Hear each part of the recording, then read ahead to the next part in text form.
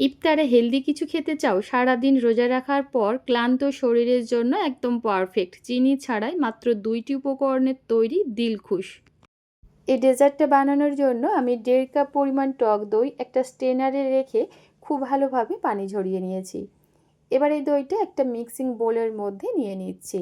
এবার এই ডেজার্টের টেস্ট আরও কিছুটা বাড়ানোর জন্য দিয়ে দিচ্ছি 1/4 কাপ গুঁড়া দুধ। চাইলে তোমরা পরিমাণে আরও কিছুটা বাড়িয়ে দিতে পারো, তবে স্কিপ করবে না, দিয়ে দেখবে খেতে দারুণ লাগে। আর মিষ্টির জন্য দিয়ে দিচ্ছি কনডেন্স মিল্ক।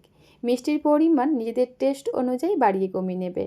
এবার এই সমস্ত কিছু একটা হ্যান্ড উইচ দিয়ে খুব ভালোভাবে ফেটিয়ে নিব।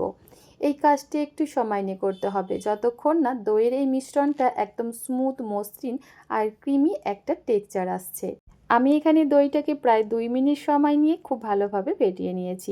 এবারে ডেজার্টের মধ্যে সুন্দর একটা কালার আর ফ্লেভার অ্যাড করার জন্য দিয়ে দিচ্ছি ২ চা চামচ পরিমাণ রোয়াবজা। আর এই রোয়াবজা অ্যাড করার জন্য দেখবে আমাদের ডেজার্টের মধ্যে হালকা একটা পিঙ্ক কালার আসবে, যেটা দেখতেও সুন্দর লাগবে আর খেতে তো অবশ্যই অনেক বেশি ভালো লাগে।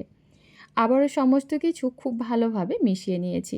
সবশেষে এখানে দিয়ে দিচ্ছি ১ চিমটে পরিমাণ নুন। তো এখানে আমাদের ডেজার্টটা তৈরি করার জন্য ব্যাটার একদম রেডি। ব্যাটারের মধ্যে কোনো রকম লাম্পস বা দলাভাব একদম নেই। ব্যাটারের ঘনত্বটা বা থিকনেসটা তোমরা দেখেই নিশ্চয়ই বুঝতে পারছো কতটা স্মুথ, মসৃণ এবং ক্রিমি। আর এই পারফেক্ট দিলখুশ ডেজার্ট তৈরি করার জন্য ব্যাটারটা ঠিক এইভাবেই আমাদের বানিয়ে নিতে হবে। এবারে ডেজার্টটা স্টিম করার জন্য সম্পূর্ণ ব্যাটারটাই কাচের বোলের মধ্যে ঢেলে নিলাম।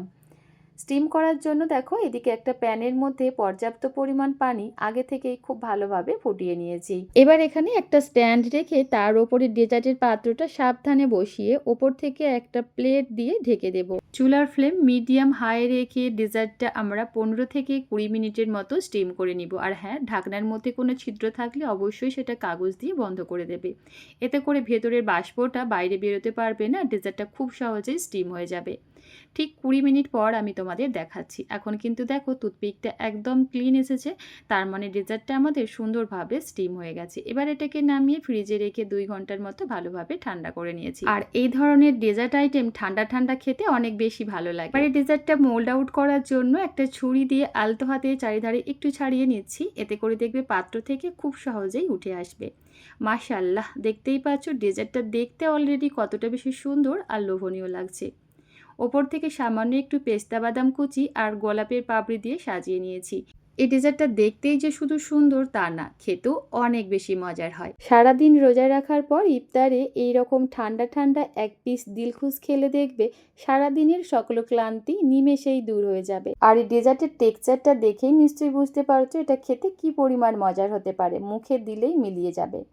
আজ তাহলে এই পর্যন্তই। আল্লাহ হাফিজ। আসসালামু আলাইকুম।